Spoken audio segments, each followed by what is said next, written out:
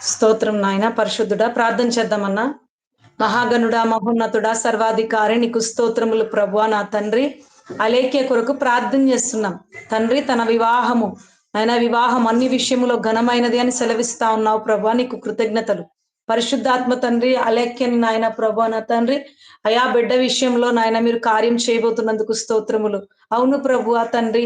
అయా ముందుగానే నాయన ప్రభువా నా తండ్రి తన కొరకు తన సాటి సహాభాగాన్ని నాయన ఎవరికి ఆమె సహాయముగా ఉండాలో ఆయన్ని మీరు సృష్టించే ఉన్నారు ప్రభా. తనని సృష్టించక ముందే కాబట్టి ఆ బిడ్డని ఎక్కడున్నప్పటికీ మీరు తీసుకురండి.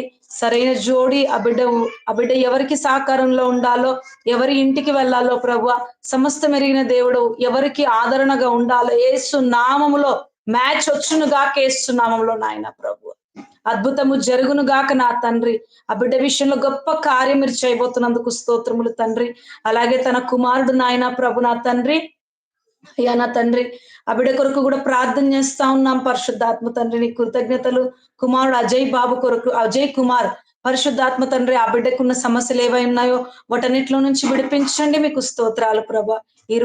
ఇరువురి బిడ్డల్ని మీ చేతులకు అప్పగించుకుంటూ కార్యాలు జరిగించి మేము పొందమని యేసు నామములో ప్రార్థిస్తున్నాం తండ్రి. ఆమేన్.